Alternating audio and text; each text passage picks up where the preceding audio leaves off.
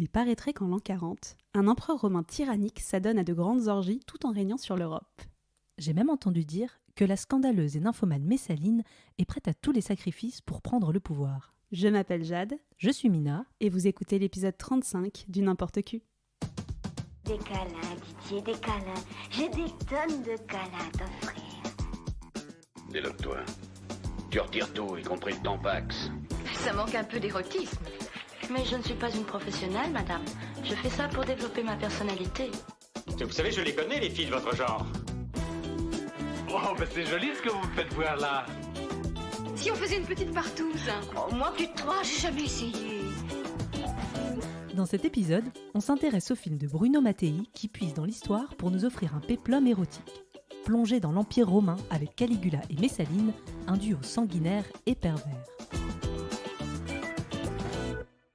Je vais aller droit au but, je suis une brêle en histoire.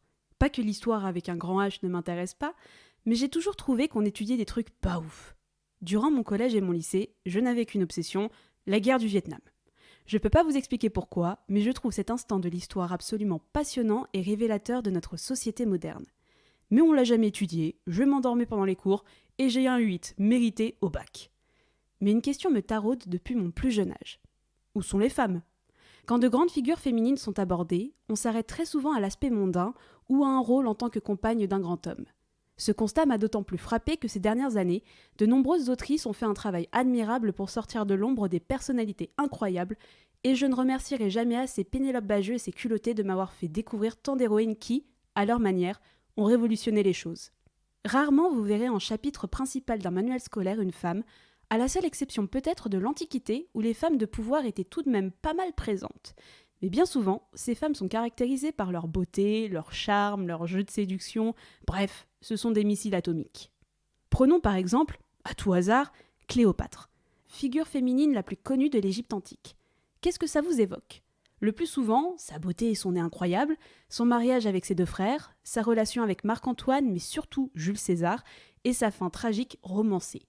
Mais est-ce que vous saviez qu'elle a redressé l'Égypte qui était en crise lors de sa prise de pouvoir, qu'elle a épousé ses deux frères afin de pouvoir avoir une place politique pour son royaume, créé un monnayage spécifique pour limiter les prix de l'inflation du bronze, tout en mettant en place des réformes et des alliances avec l'Empire romain pour permettre à son pays de se remettre d'une grande période de famine et de misère ?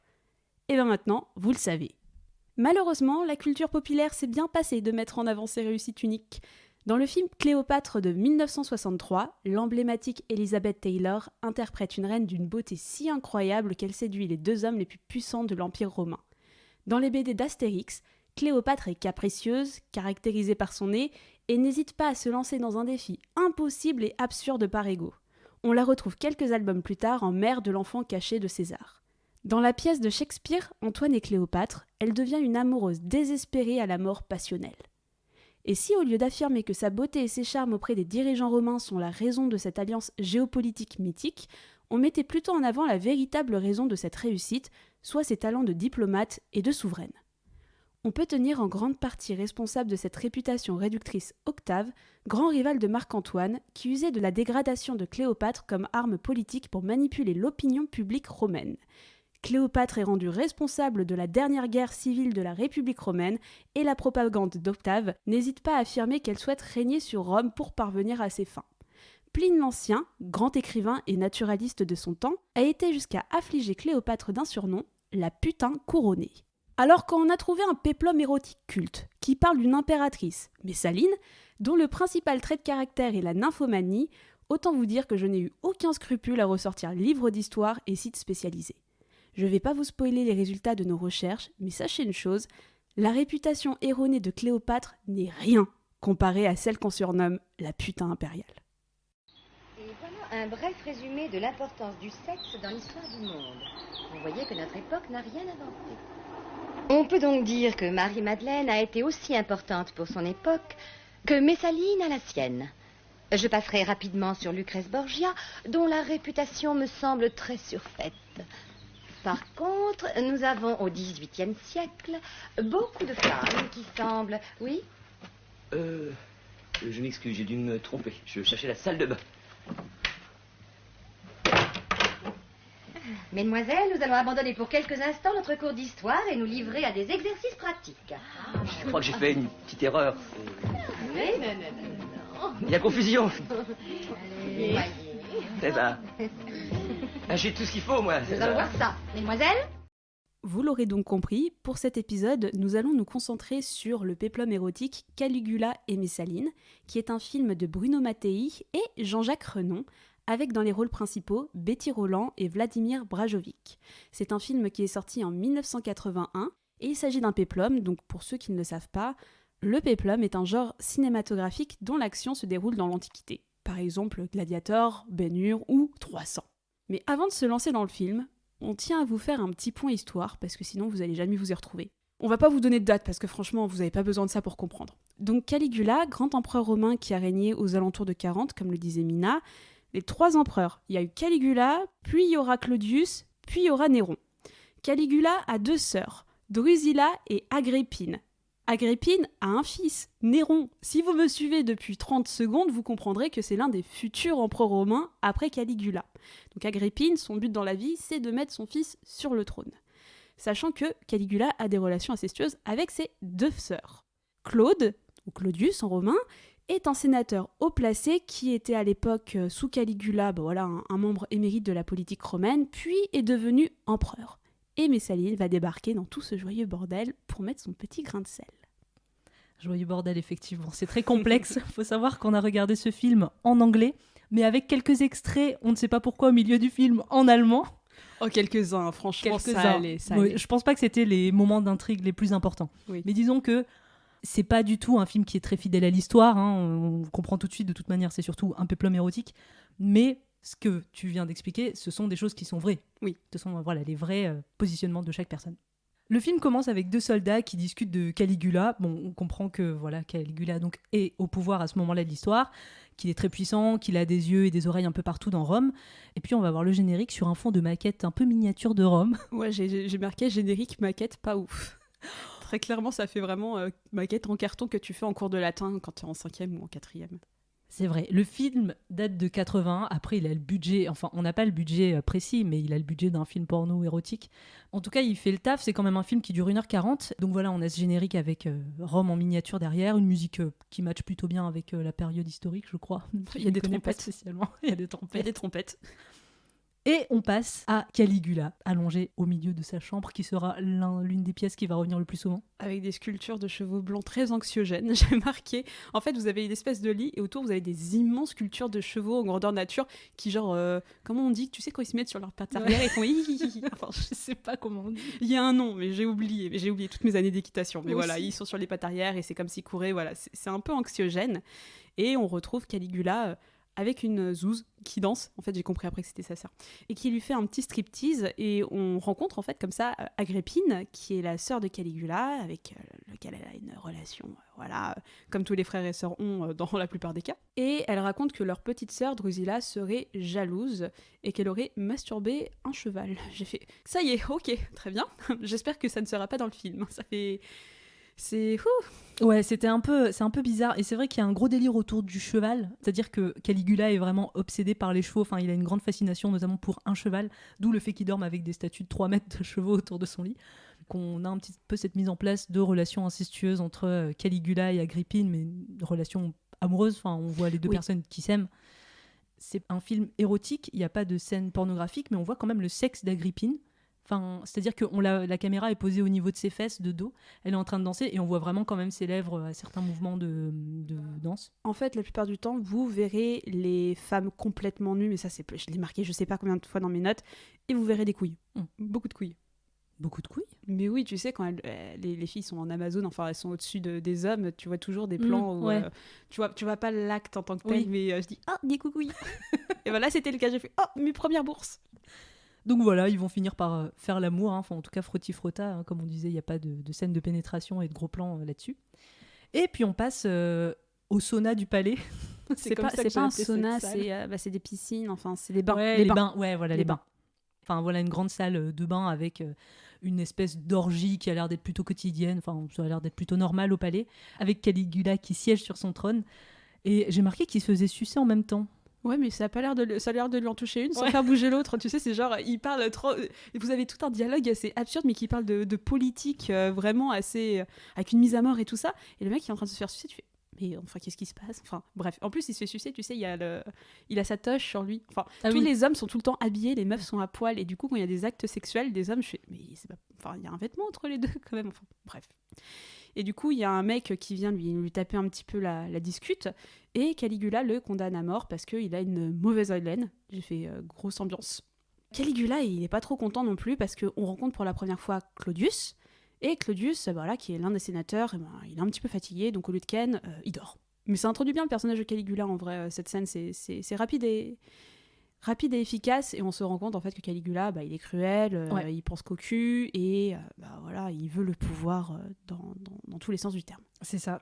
Et on a un messager impérial qui arrive de Rome, qui annonce à Caligula qu'un complot se prépare contre lui, qui est orchestré par sa sœur Drusilla, donc on n'a pas encore vu, en tout cas dans le film. Donc après avoir accepté ce message, il lui offre un verre et le fait assassiner, parce que c'est un homme cruel, on le rappelle. Moi, je n'ai pas trop compris pourquoi il l'a assassiné, mais bon, voilà, pour nous rappeler qu'il était méchant, je pense. C'est ça. Il met Rome à feu et à sang pour retrouver tous les membres de ce complot. Il arrive à en choper un qui est apparemment le premier consul de Rome. Il le torture pour qu'il puisse lâcher des noms des personnes impliquées dans le complot, mais il n'en est rien. Aucun nom ne sortira. Et on réalise que Caligula est vraiment sadique et sans pitié, quoi. En plus d'être cruel, il est vraiment sadique. Et on a l'intervention de Agrippine qui empoisonne le consul pour le faire taire. Donc on se rend compte qu'elle est peut-être pas totalement étrangère à toute cette intrigue. Et du coup, Caligula, il y a sa petite sœur qui a essayé apparemment de comploter, même s'il n'en a pas vraiment la preuve. Et il y a Agrippine, personne à laquelle il tient énormément, qui est potentiellement en danger s'il y a vraiment des gens qui veulent essayer de l'assassiner. Il décide de les envoyer toutes les deux en exil pour l'une la protéger et l'autre la punir un petit peu. Et là, on va rencontrer un nouveau personnage féminin. On ne sait pas qui c'est au départ, mais on la voit discuter avec sa mère, on sent qu'il se prépare un petit plan. En gros, le plan, c'est que quand la sœur sera exilée, cette fameuse nouvelle personne qui est Messaline aura la voie libre pour qu'elle puisse accomplir son destin et devenir impératrice. Alors on sent que Messaline, qui est une très jolie femme, est un petit peu inquiète quand même au début, parce qu'on voit que Caligula a vraiment foutu le feu partout à Rome. Enfin, il a saccagé la ville pour essayer d'imposer son autorité. On sent une Messaline un petit peu inquiète, mais le plan de la mère est bien rodé. Elle sait que pour se faire pardonner par ses habitants, Caligula va organiser des jeux, donc avec des gladiateurs. Et le plan, c'est donc que Messaline combatte un gladiateur et gagne. Et que c'est comme ça qu'elle se fera remarquer et qu'elle pourra rentrer au palais. C'est ça. Et on comprend en fait qu'il y a toute une histoire de prophétie qui a été un petit peu, pas mise en place, mais interprétée en tout cas par la mère de Messaline, comme quoi Messaline a une grande destinée, qu'elle est vraiment destinée à devenir quelqu'un de très important au sein de Rome. Et sa mère l'a entraînée toute sa vie dans ce sens. Puis ensuite, fin de la scène assez logique, Messaline embrasse sa mère et elle commence à se doiter parce que c'est toujours ce qu'on fait entre mère et fille. Oui, parce qu'elle l'a entraînée aussi à l'art de l'amour, elle dit. Donc voilà, on a droit à une scène incestueuse entre la mère et la fille. Tellement gratuit. C'est une gratuité, c'est vraiment la scène du film où je fais « C'était mais tellement pas nécessaire ». En plus, ça rend même pas justice à Messaline, enfin bref, je comprends pas. Et maintenant, c'est l'heure du show. C'est l'heure du spectacle. Et c'est parti pour le show. Franchement, on a un beau décor, hein. On est dans un espèce de colisée avec beaucoup de figurants, enfin beaucoup de costumes et tout. Moi, j'ai trouvé que c'était plutôt pas mal. Ouais, c'était le Puy du Fou. Ça m'a vraiment grave rappelé. Alors vraiment, le Puy du Fou, la partie avec les jeux romains, c'est mon spectacle préféré. Alors j'ai été ravie. Ça m'a donné envie de retourner au Puy du Fou. Ça me fait penser au spectacle au parc Astérix. C'est pas le même niveau. C'est pas le même niveau. Il y a pas de Gaulois qui vont faire du trampoline au milieu de l'arène. Ils sont avec des Segway. Oui, c'est vrai. Un petit peu anachronique. Le parc Astérix, si vous voulez nous sponsoriser, c'est quand vous voulez. Et on a un Caligula un peu sarcastique qui est quasiment blasé en fait de voir que les gens sont prêts à se sacrifier pour son divertissement. Il se fait grave chier. Ça se voit. Et du coup, par exemple, on a un premier combat où il y a un gladiateur qui gagne, et la grande tradition, quand un gladiateur termine un combat, ou quand il faut mettre à mort quelqu'un, c'est qu'on se tourne vers l'empereur, pouce en l'air ou pouce en bas. Et là, par exemple, alors que le gladiateur il a gagné, allez, c'est pouce en bas, il crève pour aucune putain de raison. Mais on a préparé une petite surprise pour Caligula, et pour pimenter le show. On a 3 femmes qui vont combattre un gladiateur. Ça dure longtemps quand même, hein, le passage dans l'arène. Et surtout, c'est très mou. Oui. C'est une scène d'action un petit peu mollassonne. un peu beaucoup, moi, Un je peu dirais. beaucoup. Elle lâche des cris en plus trop Ouais. chelous, tu vois, c'est vraiment... Elle frappe un bouclier avec leurs épées, ça fait vraiment des bruits de casserole. J'ai fait... oh. Franchement, pas ouf, bref. Mais les 3 meufs échouent contre le gladiateur, et Caligula, comme c'est des meufs et qu'elles sont pas trop dégueu, il les gracie. Sauf la dernière est tuée. C'est vrai, la dernière est tuée, sans qu'ils disent rien. Mais une nouvelle challengeuse arrive. Messaline qui arrive en femme hyper sexy avec une très longue natte et elle est en soutif armure, petite jupette. Caligula est un peu étonné parce qu'il la trouve très belle, cette nouvelle combattante. Donc il se tourne vers Claudius d'ailleurs. C'est Claudius, je crois. Ouais, Il se c'est tourne vers Claudius. lui en lui demandant mais pourquoi avoir choisi une si belle femme pour mourir? Et dis donc, elle a moins de tissu que les autres sur elle, celle-là. Beaucoup moins de tissu, c'est Beaucoup moins absurde. de tissu. Et du coup, Messaline arrive à avoir l'ascendant sur son adversaire en lui mettant des bons petits coups de pied là où il faut, un petit peu partout. Et elle le tient en joue. Caligula lui accorde 2 hectares de terre et 400 pièces d'or, le double de d'habitude parce que c'est une femme, mais il veut quelque chose en retour, émasculer le perdant.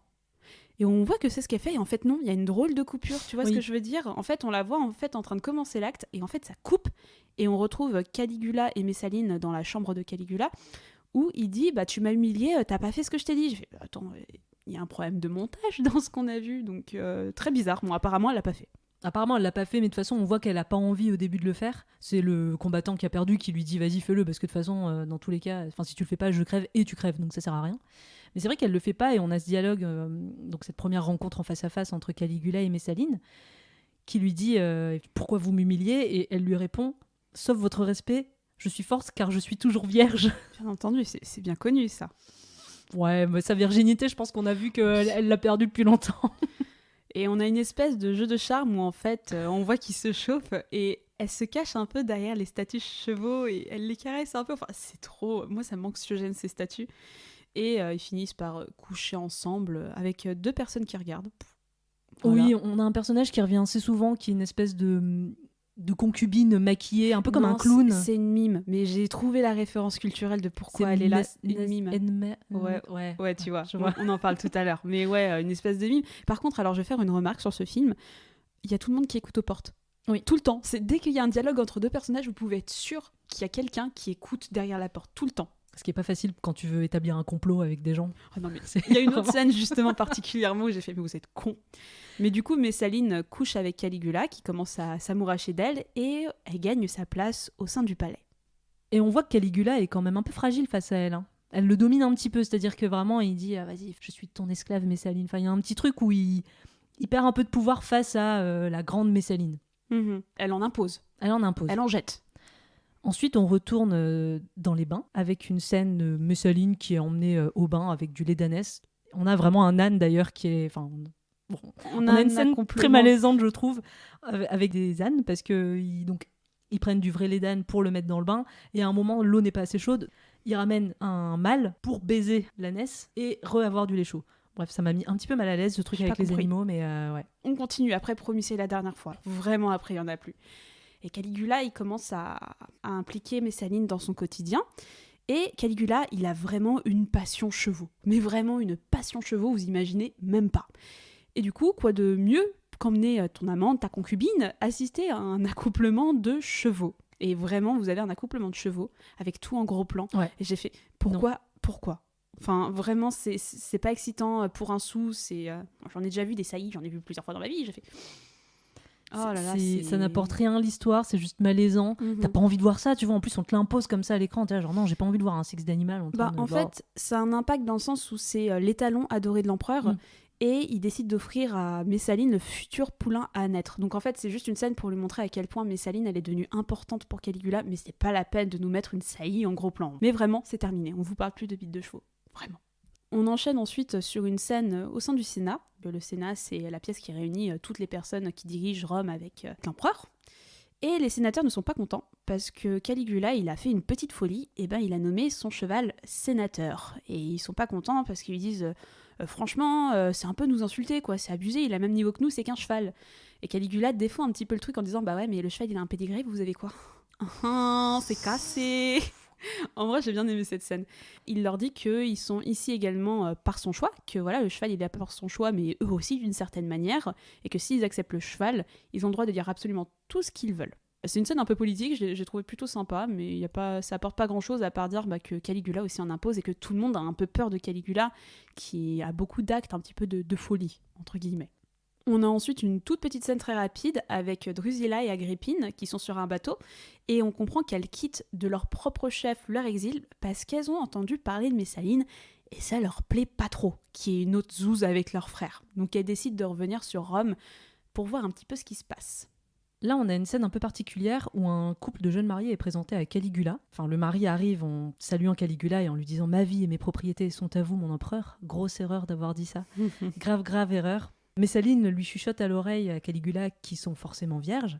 Caligula les invite à consommer leur mariage dans la chambre impériale. Grand honneur quand même. Grand honneur, mais le couple se retrouve au milieu du lit impérial entouré d'une foule de personnes pour consommer leur mariage. Caligula annonce que leur mariage sera consommé selon les anciennes coutumes. Tout le monde s'en va, reste le couple et Caligula. Et Caligula viole la femme juste à côté de son mari, qu'il va ensuite violer à son tour. au moins c'est égalitaire. Au moins c'est égalitaire, mais voilà, c'est un gros pervers, c'est un violeur, c'est un fou furieux. Ça nous montre bien le personnage est un méchant. Il est limitless. Il est limitless, mais il fait peur. On enchaîne directement sur un banquet orgie, un de plus, où on voit que Messaline trône aux côtés de Caligula. Et je trouve que c'est une très jolie scénographie. Messaline et Caligula discutent du retour des deux sœurs, Caligula lui disant qu'il n'est pas prêt de les pardonner, malheureusement. Et c'est la méga orgie, tous les hommes sont habillés et les meufs à poil, encore une fois. Les deux sœurs sont donc de retour au palais et on retrouve Agrippine qui rassemble plusieurs sénateurs pour comploter contre Caligula.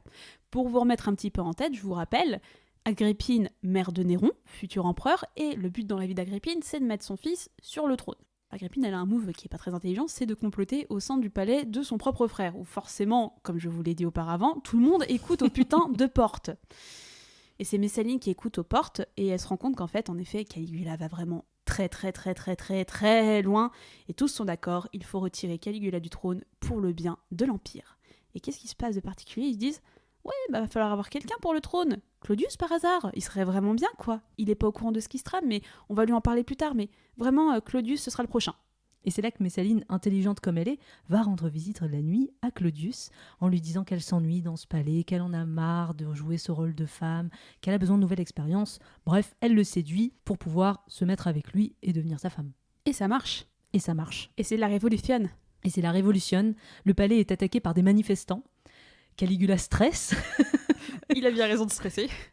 J'ai mis retourne dans sa chambre et parle allemand à ses chevaux.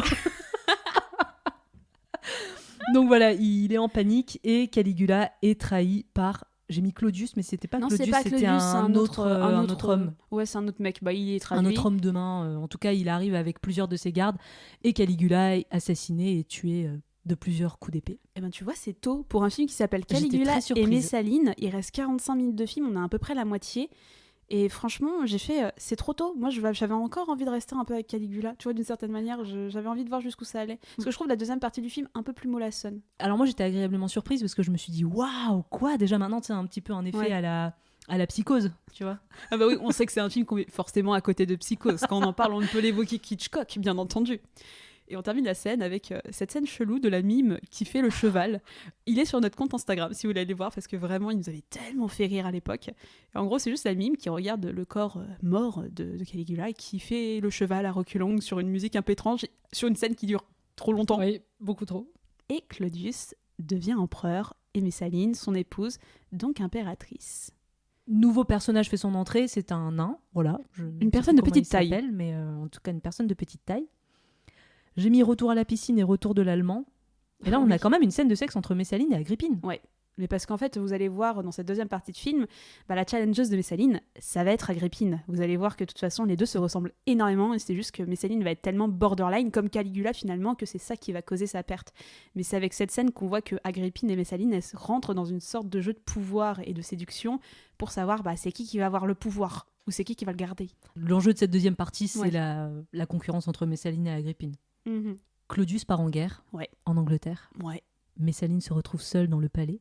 Et Messaline, en l'absence de son époux, devient de plus en plus perverse et de plus en plus demandeuse de sexe. Se constitue une espèce de petite cour de personnes qui ont un petit peu les bons tuyaux. Et la personne de petite taille vient lui annoncer qu'il y a un mec avec un pénis, mais vous imaginez même pas, genre c'est un bras de bébé le truc. Et du coup, Messaline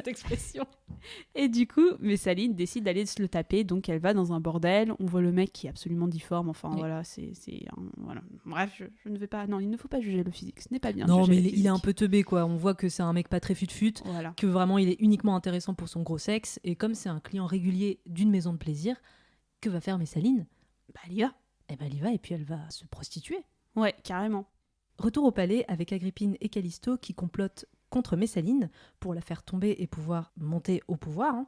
D'ailleurs, Agrippine, elle est quand même in love de ce Callisto, j'ai remarqué. Elle est vraiment, elle est loyale envers lui, elle est vraiment très amoureuse. Elle lui dit que c'est la seule personne avec qui elle se donne entièrement et que les autres ne sont que des relations diplomatiques. On sent qu'elle est ambitieuse et que Messaline, elle commence à faire des erreurs. Que ce bail de sortir la nuit pour aller se prostituer et coucher avec des hommes dans Rome, d'ailleurs, quand elle est sortie pour aller coucher avec des hommes, c'est vraiment dans le quartier pauvre, enfin dans les quartiers pauvres de Rome. Messaline, elle commence à faire des petites erreurs et ça fait bien plaisir à Agrippine et Callisto.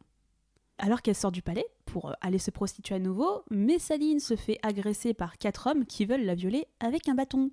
Mais elle est sauvée in extremis par un instructeur de gladiateurs qui les met KO. Moi j'ai mis bruit d'épée alors qu'il se bat avec le bâton.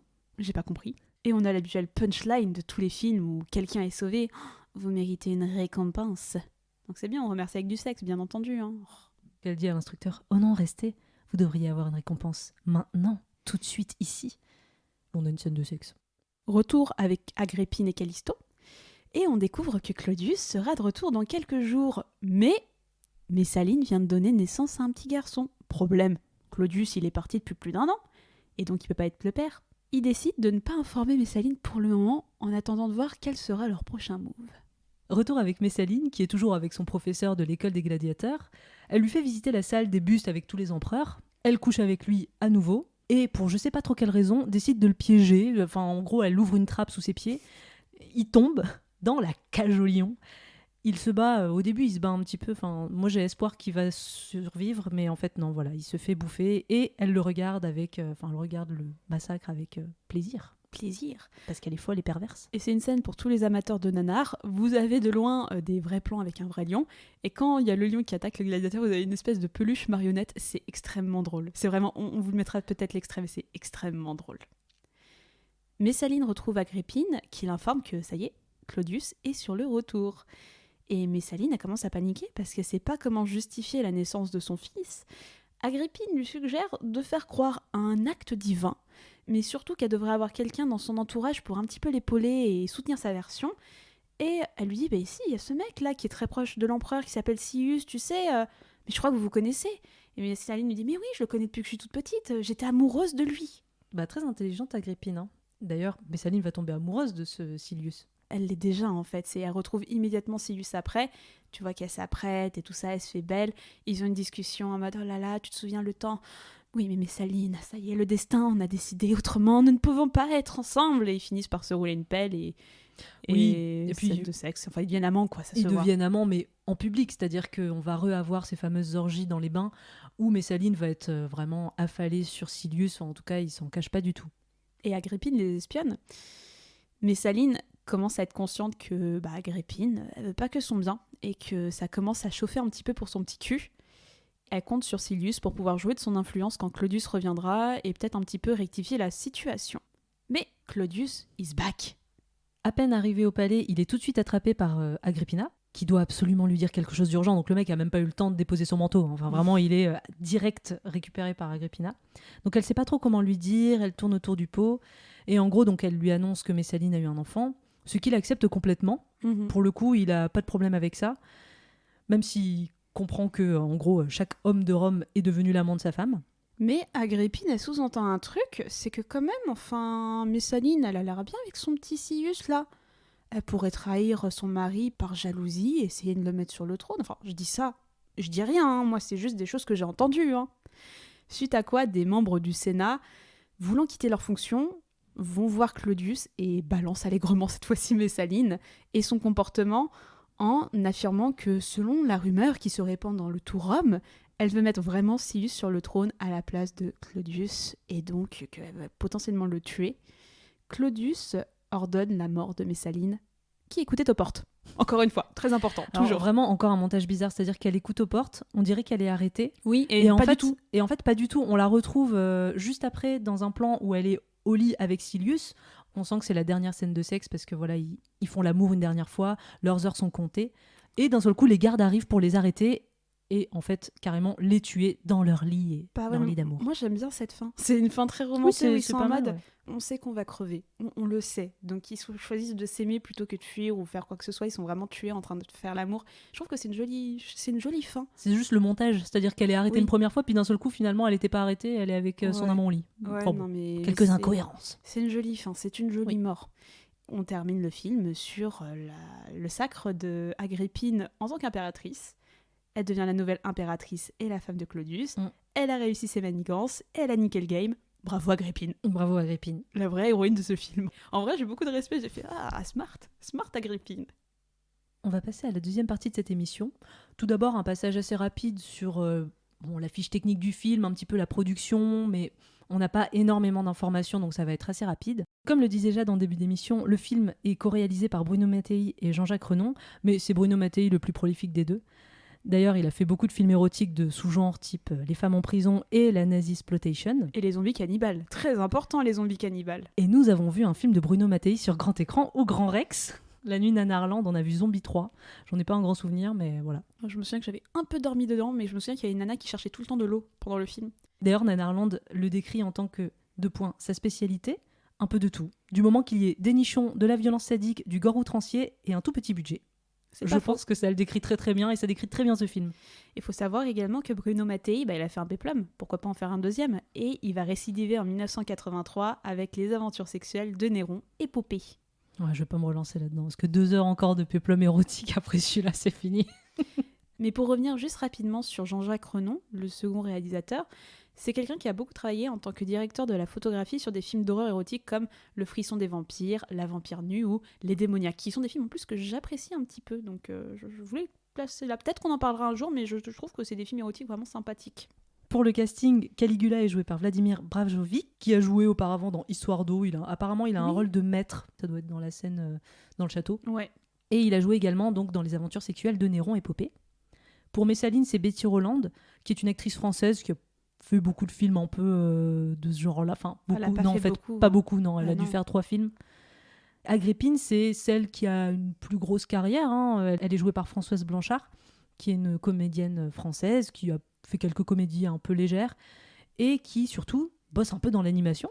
C'est surtout qu'elle fait des doublages. Apparemment, elle a fait pas mal de doublages pour des séries comme Martin Mystère, Mais les non. Totally Spies, Mais non. et ce serait la première voix française de Miles Tate dans Sonic. D'accord, ok, je savais pas, tu Voilà. me fais découvrir un truc. Voilà, très étonnant. Mais en tout cas, je pense que c'est l'actrice la plus productive de tout le casting. Ouais, elle est très jolie, je trouve. Oui. Je fais une petite parenthèse musique où on retrouve à la bande originale Giacomo Dell'Orso, qui a également travaillé sur les aventures sexuelles de Néron, Épopée, mais qui est également responsable de la BO de Black Emmanuel, l'adaptation italienne du film Emmanuel. Il est surtout marié à Eda Dell'Orso. Et Eda Dell'Orso, c'est une chanteuse soprano qui a participé à la BO de très très nombreux films. Elle a interprété par exemple toutes les parties vocales du Bon, la Brute et le Truand, et Il était une fois dans l'Ouest. Elle a beaucoup travaillé avec Ennio Morricone. Incroyable. Ah bah oui, mieux vaut regarder ce que fait sa femme, parce Oui. que c'est beaucoup plus intéressant et talentueux. C'est fou, comme quoi le monde est petit. Oui. Le film Caligula et Messaline est surtout inspiré en partie par un autre film sur Caligula qui a été réalisé par Tinto Brass en 1979. C'est un film américo-italien. C'est ça. Alors c'est un film qui est assez connu, il y a déjà un casting énorme. Au premier rôle, on a Caligula qui est joué par Malcolm McDowell, que vous connaissez sûrement pour avoir joué le premier rôle d'Orange Mécanique, qui est un film que j'adore. Ensuite, on a Hélène Mirren dans le rôle en tout cas d'une de ses sœurs, il me semble. Je crois que c'est Agrippine ou Drusilla. Il me semble que, ouais. Je crois que c'est Drusilla et que... Non. Elle joue sa vraie femme qui n'est pas une de ses sœurs. Ah, Kaesera, Voilà, ou je sais plus c'est quoi. Ouais, ok. Qui est une immense actrice. Et on a Peter O'Toole qui joue Laurence d'Arabie. Vraiment un casting assez énorme. Mais c'est un film assez particulier qui a fait beaucoup scandale quand il est sorti. Parce qu'à la base, c'est censé être uniquement un film érotique. Sauf qu'à la production, nous avons qui ? Nous avons Bob Guccione, qui est le créateur de Penthouse Magazine, donc les concurrents de Playboy et Hustler, qui est un charmant monsieur, qui a été l'un des premiers, je crois, à faire des gros plans de sexe Ouais. et à avoir publié des nus de Madonna et d'autres célébrités, donc un homme charmant, qui a décidé, à l'insu du réalisateur Tinto Brass, de tourner des scènes de sexe non simulées avec des modèles penthouse. Alors j'ai vu ce film il y a 1 an, et c'est vrai que j'ai été surprise parce qu'il y a un moment, je me souviens notamment d'une scène de fellation en gros plan, j'étais genre ah d'accord, donc c'est un boulard, je ne m'attendais pas du tout à ça. Le réalisateur a renié ce film parce qu'il voulait vraiment pas de ça. Donc aujourd'hui on a beaucoup de versions, entre version longue, version courte, version montée, enfin c'est un peu compliqué. Le film Caligula et Messaline qu'on vient de vous décrire est vraiment, il y a beaucoup de scènes qui sont reprises de ce film-là. Ouais, Énormément. je pense, enfin, j'ai pas vu le film, mais j'ai cru comprendre, par exemple, que le viol des deux jeunes époux, par Exactement, exemple, ouais. est dans l'original. Ouais, c'est une scène qui m'avait énormément choquée. Elle m'a aussi choquée dans ce film-là, mais en tout cas, je pense que en regardant dans l'histoire de Caligula, on en parlera un peu plus après, moi j'ai pas vu d'histoire par rapport à ça, donc je pense vraiment que c'est un hommage ou un copier-coller. Je pense que c'est un copier-coller, vu que Messaline et Caligula, c'est un film, comme beaucoup de films pornographiques de l'époque, qui a vu un film qui a bien marché, où il y avait du cul, quoi. J'ai même l'impression que l'original est bien plus sexuel que la copie érotique. Tu vois, genre, il n'y a pas de scène de fellation gros plan, tu vois ce que je veux dire ? L'original, à la base, sans les reshots du producteur, n'était pas censé être pornographique, donc c'est vrai qu'il est beaucoup plus porno, et il est beaucoup plus violent aussi. Moi, je me souviens, il y a beaucoup de scènes qui m'ont... Tu vois, des scènes de torture qui m'ont un peu... Ah, moi j'ai bien envie de le voir. Écoute, tu me vends du rêve. Enfin, du rêve, je ne sais pas, mais tu me vends une expérience unique. C'est une expérience. Ouais. Est-ce que c'est un bon film ? Je sais pas, mais c'est une expérience. Mais il faut avoir le temps parce que c'est long. Mais allons au fond des choses. Qu'est-ce qui s'est passé en vrai dans l'histoire ? Est-ce que Messaline c'est vraiment une putain ? Est-ce que Caligula c'est vraiment un violeur ? Tout ce qu'on peut vous dire, c'est qu'il y a très très peu de choses vraies dans cette adaptation au sujet, surtout de Messaline. C'est vrai qu'on va faire une petite parenthèse Caligula, mais on va surtout se concentrer sur Messaline, qui est le principal sujet de cette émission. Mais ce qui est très important de dire, c'est qu'à l'époque, dans l'Antiquité, c'était beaucoup la débauche. Faut dire ce qui était, c'était la bisexualité était très répandue, ça couchait dans tous les sens, surtout la noblesse. Messaline a évolué très rapidement, parce qu'elle est morte à 28 ans. Elle a évolué dans sa courte vie, dans cet environnement de sexe et de débauche, mais elle n'en est pas à l'origine, comme beaucoup de gens pourraient le prétendre. C'est vraiment vers la suite, et avec les poètes, les historiens, qui a eu en fait cette image de putain impérial, et notamment ce texte d'un poète satirique qui s'appelle Juvénal, qui est sorti quand même plus de 70 ans après la mort de Messaline, donc le mec n'a pas connu Messaline. Et il a écrit ce poème qui, vraiment, je pense, a été un des points de départ pour figer cette image de nymphomane. Donc je cite : « Dès qu'elle sentait son mari endormi, la pute impériale s'encapuchonnait et s'évanouissait dans la nuit sans autre compagnie qu'une servante. Elle gagnait un bordel moite, aux rideaux rapiécés, où un box lui était affecté. Elle faisait goûter ses caresses à qui entrait, se faisait payer sa passe, renversée ou verte, une foule la besognait et y déchargeait. Et quand le bordelier libérait enfin ses filles, brûlant encore de la tension de sa vulve raide, elle rentrait, fatiguée du mal, mais toujours pas repue. » Ah mais tu vois, mais en fait, la raison de toute cette légende autour de Messaline, c'est avant tout, comme tu le dis, 1, c'est raconté par des hommes, 2, par des hommes qui ne l'ont pas connu directement, mais seulement d'après des on-dit, et 3, qui se sont permis d'écrire sur sa gueule aussi pour des raisons politiques. Faut dire la vérité, c'est aussi pour des raisons politiques, comme ça a été le cas avec Cléopâtre par exemple. Mais pour reprendre un petit peu Messaline, sa vie, on sait très peu de choses sur elle avant qu'elle devienne impératrice. Tout ce qu'on peut vous dire, c'est qu'elle est issue de la noblesse romaine, c'est même l'arrière-petite-fille de Marc-Antoine. Donc c'est pas n'importe qui, ok, Marc-Antoine, Cléopâtre, Marc-Antoine. Voilà, vous faites le rapprochement. Les sources sont pas très très nombreuses, on sait son année de naissance, on sait qu'elle a été mariée à Claudius, on estime l'âge légal d'une Romaine aux alentours de 12 ans. Donc on peut un petit peu estimer que Messaline, à l'époque, c'était des mariages arrangés, c'était que ça même, donc que Messaline a été mariée un petit peu dans ces eaux-là. Sous le règne de Caligula, très important à dire. Elle a été mariée à Claudius sous le règne de Caligula. À savoir qu'elle est également la 3e femme de Claudius, qui en aura une 4e, qui est Agrippine, ça c'est vrai, comme dans le film. Et voilà que Messaline, elle a été tuée également par ordre de Claudius, elle a été assassinée alors qu'elle avait 28 ans. Et ce qu'on n'a pas dit également, c'est que le fils de Messaline, c'est pas n'importe qui, parce que c'est Britannicus, qu'elle aura eu à 20 ans. Par rapport au film, la relation entre Caligula et Messaline, elle n'est pas avérée, en tout cas dans l'histoire. Alors encore une fois, on n'est pas des historiennes, donc ce qu'on vous dit là, on a fait pas mal de recherches, mais voilà. Donc on essaie de vulgariser au mieux. En tout cas, il n'y a pas de relation avérée entre Caligula et Messaline, mais comme on a 2 personnages un petit peu polémique, un petit peu pervers, forcément ça crée des histoires intéressantes. Il faut savoir aussi que Messaline, elle est morte pour les mêmes raisons que dans le film, c'est-à-dire parce qu'elle complotait pour mettre au pouvoir. Alors, qu'est-ce qu'on en sait ? L'histoire est écrite par les vainqueurs. Donc évidemment, on ne sait pas vraiment quel est le vrai du faux. Mais en plus d'être morte, elle a aussi reçu la condamnation officielle. Elle a été condamnée à l'oubli, le damnatio memoriae. Je crois qu'il y a une vidéo très intéressante de Charlie d'Angers ou Nota Bene dessus. Mais en gros, on vous efface de tout. C'est vraiment la pire punition que vous pouvez avoir. On retire vos statuts, on dissout les pièces sur lesquelles il y a vos visages, donc on ne sait même pas à peu près à quoi elle ressemblait. Mais oui, mais très intéressant également, c'est que Messaline, déjà, elle a épousé un sénateur, elle n'a pas épousé un empereur directement, mais Messaline n'a jamais été impératrice. Elle n'a jamais eu le titre d'Augusta, qui est le titre de l'impératrice, elle ne l'a jamais eu, ce qui est la raison, par exemple, pour laquelle il n'y a jamais eu son visage sur aucune pièce. Elle n'avait pas le statut d'impératrice ou d'Augusta à l'époque. Et c'est quelqu'un, en fait, Messaline, quand j'ai retracé un petit peu les écrits à son sujet, mais elle a été accusée de toutes les saloperies de l'époque, c'est assez incroyable, quoi. Elle a été accusée de plein de complots. Apparemment, elle était très cruelle, elle tuait des hommes parce qu'ils refusaient d'être leur amant, donc elle les tuait. Elle a été accusée de la tentative d'assassinat de Néron, donc le fils d'Agrippine. Et bien entendu, c'est venu à l'idée de personne que ça aurait pu être Claudius, qui s'est dit putain, ça se chauffe un peu pour mon cul, j'ai envie d'un peu de tuer la concurrence, quoi. Non, c'était la faute de Messaline. Elle s'est absolument tout pris dans la gueule. Et en fait, ce couple royal était un petit peu vu, royal, empereur et Messaline. Claudius, c'était quelqu'un qui a un certain âge, comme dans le film, c'est quelqu'un qui est bien plus âgé que Messaline. Et il est vu un petit peu comme un mec benet, un peu le dindon de la farce, où il y a sa femme qui la débauche, et lui il est en mode « Bon écoutez, qu'est-ce que vous voulez que j'y fasse, quoi ?» Un peu le mec teuteux qui laisse tout passer. Alors que voilà, Messaline, elle organise des orgies dans tous les sens, elle sort du palais pour se prostituer, elle a plein d'amants qui sont issus de toutes les classes sociales, des esclaves, c'est la débauche. Après Messaline, je pense que, comme tu disais tout à l'heure, c'est sûrement pas quelqu'un de tout rose. En tout cas, quand t'es dans ce niveau-là de pouvoir, ça s'impose presque à toi. Je veux dire, les complots, les assassinats, les orgies, c'est la routine. C'est juste que, comme c'est une femme, forcément, ça lui donne une mauvaise image, alors que les hommes, c'est leur routine à cette époque-là. C'est ça.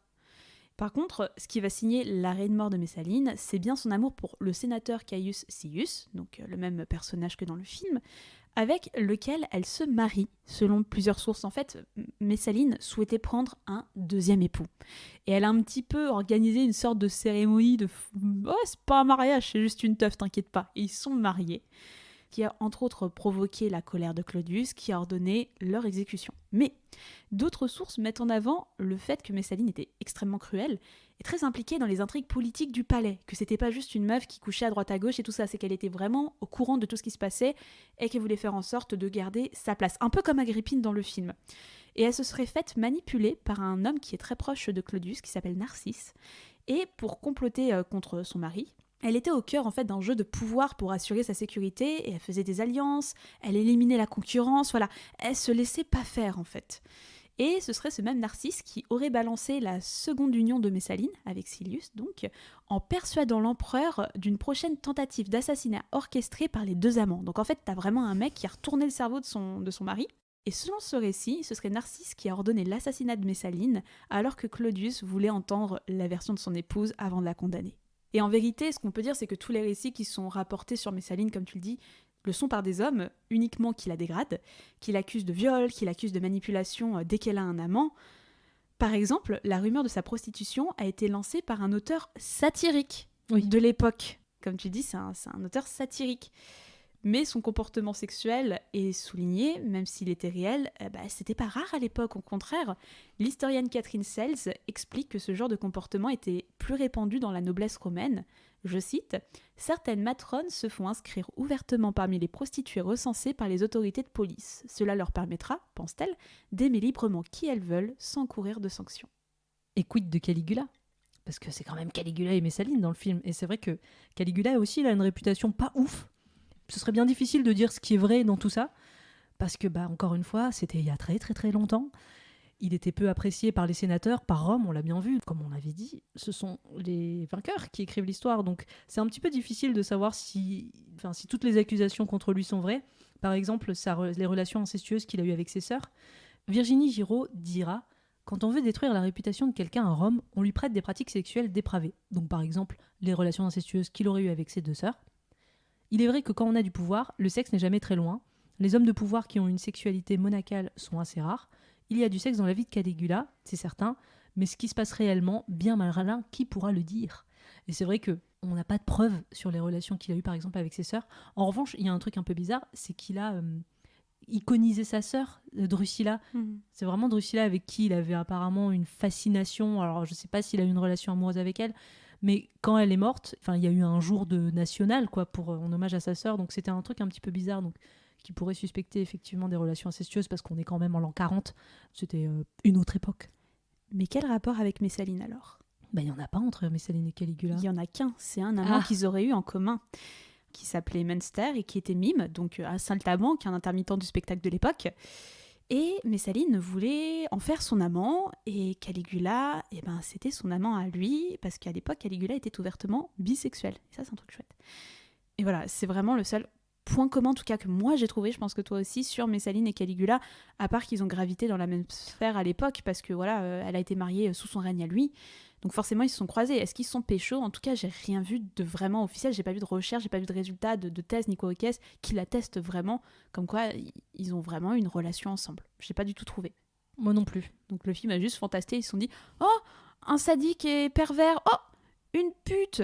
Mettons-les ensemble, faisons-en un film. » Et c'est vrai que dans le film de Tinto Brass, Caligula, il n'y a pas du tout Messaline dedans. Si, il y a Messaline. Il y a Messaline, mais elle a pas de, en tout cas, il a pas un rôle principal dedans. Tu vois, c'est un petit rôle et les relations entre les personnages, elle est un petit peu en dehors de ça, quoi. C'est vraiment sa sœur et sa femme. Petit point culture, on va passer à la sexualisation des femmes de l'Antiquité dans la pop culture de manière générale. Et on va commencer par qui ? Par Cléopâtre, peut-être ? Cléopâtre, allons-y, je l'ai déjà abordé dans ma chronique de toute façon. Mais de manière générale, peut-être toujours dire que dans la représentation de la pop culture, quand on voit souvent des films sur l'Antiquité, mais les meufs, c'est des missiles atomiques, c'est des bombas, c'est vraiment, c'est très très souvent glamourisé à l'extrême l'Antiquité, alors que c'était crade, c'était pas vraiment ça. Mais du coup, c'est aussi cette pop culture qui travaille énormément à véhiculer de mauvaises images de ces femmes qui ont marqué l'Antiquité de bien des manières. En fait, ça prolonge vraiment tout ce qu'on a cité auparavant. C'est-à-dire que l'image dégradée des femmes qu'on utilise pour discréditer une femme de pouvoir, en fait, elle est reproduite dans toutes ces nouvelles œuvres qu'il y a aujourd'hui. Et moi, ça m'a fait penser à une BD qui s'appelle Sex Story, qui a quand même remis au goût du jour une rumeur qui est complètement fausse et qui a été démentie sur Cléopâtre, qui avait un sextoy en forme de papyrus rempli d'abeilles. Oui, c'est vrai. Je veux dire, c'est encore répandu et c'est encore répandu, alors que vraiment, on sait que c'est absolument faux et ça sert uniquement à discréditer une femme qui a du pouvoir. Et du coup, tu vois, quand on te balance des trucs comme ça, je trouve ça normal en fait que la pornographie reprenne ces mythes, parce que ces mythes sont basés sur des fantasmes sexuels racontés par des hommes à travers l'histoire et qui ont la peau dure, malheureusement. Et que quand t'as une femme de pouvoir qui arrive et que tout de suite on la discrédite, tout était sur la réputation, l'honneur et la manière dont on avait de dépraver ces personnes, que ce soit homme ou femme, c'était le sexe. Donc c'est normal que la pornographie, c'est une source pour pouvoir faire du porno. On avait vu un film Cléopâtre. C'est vraiment un film porno des années 90, dans toute sa splendeur. Et tu vois, pareil, la meuf qui joue Cléopâtre, par contre, elle était très belle, je tiens à le dire. Mais voilà, ça perdure. Ce sont des figures féminines qui perdurent même aujourd'hui dans la pornographie. J'ai également pensé au film 300 et 302. Il y a quand même pas mal de sexualité et d'érotisme, en tout cas de mise en valeur des corps dans ces films-là, mais aussi des hommes qui sont quand même la moitié du temps à poil dans ce film. Vraiment beaucoup des femmes, et notamment cette scène dans le premier film avec les oracles, où ils vont utiliser une très jeune femme très très belle pour prévenir l'avenir, et où c'est vraiment une scène hyper érotique, où elle danse. Alors en plus, à cette époque-là, on aime bien les mettre en scène avec leur voile, qui est l'unique habit qu'ils ont. C'est vraiment très joli, très beau. Et j'ai pensé aussi à cette deuxième scène de film, dans le deuxième 300, avec Eva Green et le perso principal, où il y a une scène de sexe assez sauvage dans un bateau. C'est très hot, mais c'est pas vraiment très historique, ou en tout cas, on s'éloigne un petit peu de la vérité historique. Après, on a le cas aussi un petit peu des Amazones ou des femmes gladiateurs. On a quand même pas mal de films qui vont mettre en avant des femmes combatives, un petit peu dominantes. Évidemment, toujours costumées à moitié à poil, parce que évidemment, on se bat avec un soutif et une petite jupette. En fait, c'est toujours des femmes fortes, mais il va toujours falloir les déshabiller pour rappeler que ce sont des femmes et que ce sont avant tout des corps érotiques et sexuels. Mais avec tout ça, Mina, est-ce que ça t'a excité ? Non, pas du tout. Absolument pas, déjà parce que, c'est pas vraiment un film porno, c'est un film érotique, mais l'érotisme, il est vraiment vite fait. Parce que toute la musique, c'est vraiment des des espèces d'envolées lyriques. Je trouve que c'est un petit peu difficile de s'exciter dessus. Et puis bon, c'est les années 80, c'est vieux quand même. Moi, je suis pas très péplum en plus. J'ai un peu de mal avec ce format-là. Et 1h40, c'est long. C'est vraiment très long. Surtout que je trouve qu'il y a des problèmes de montage et de cohérence, d'explication de l'histoire et de certaines scènes qui m'ont vraiment fait sortir du film. Et c'était un peu compliqué à suivre, surtout en anglais et allemand. Mais Surtout en allemand. Surtout en allemand. Mais non, je trouve pas que c'est un film érotique. Je pense que le risque, c'est juste qu'on le prend comme un film vraiment historique. Mais bon, après, il y a du budget. C'est tout ce que je peux dire sur ce film, il y a du budget. Et ça va trouver ça un tout petit peu sympa quand même, quand tu Si, vois, si, par si, rapport au c'est- film qu'on regarde d'habitude. C'est-à-dire que par rapport à un Emmanuel ou Histoire d'eau, celui-là, je l'ai trouvé un peu léger. C'est-à-dire qu'il m'a vraiment emporté dans un univers, mais encore une fois, parce que je trouve qu'il y a du budget qui a été mis dans les décors, dans les costumes. Il y a des enjeux, il y a des complots.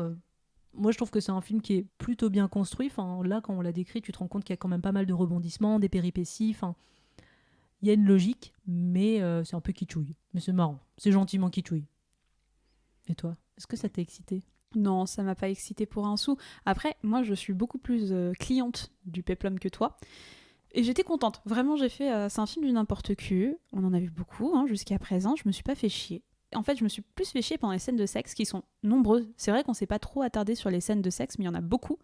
Et elles sont très longues la plupart du temps. À l'époque, ça devait faire son petit effet. Nous, avec notre regard de... Voilà, on a le porno mainstream, on a accès à l'internet... voilà, on voit beaucoup plus de choses. Mais à l'époque, je pense que faire ce genre de film, putain, c'était osé. J'avais très envie du coup de voir Caligula. J'ai très envie de voir le film qui a inspiré ce chef-d'œuvre. Mais est-ce que ça m'a excité ? Non. Par contre, j'étais très contente de mettre pour la première fois de l'émission les mains dans l'histoire et de m'intéresser vraiment à la représentation érotique et pornographique de figures féminines. J'ai envie qu'on le fasse pour d'autres films, on verra si on trouve de la matière pour ça. Mais c'est un film qui n'aura pas marqué mon histoire. Merci de nous avoir écoutés. On espère que cet épisode vous a plu et qu'on vous a appris plein de choses sur ces personnalités très controversées. Si vous avez aimé cet épisode, vous pouvez nous soutenir en mettant 5 étoiles sur Apple Podcast et sur Spotify. Pour en savoir plus, vous trouverez toutes les références de l'émission dans la description de l'épisode. Rendez-vous sur notre Instagram @n'importecu pour être au courant des prochaines émissions. Et d'ici là, on se dit à dans 2 semaines. Allez, ciao! Daniel, Julien, la route est longue, hein? Bon voyage, Maurice. Nous préférons rester ici. On va s'en donner à cœur joie. Salut, je vais me faire bourrer toute la journée, j'ai trouvé la queue qu'il me faut. Peut-être est-ce que vous la trouverez vous aussi. Hey, ciao.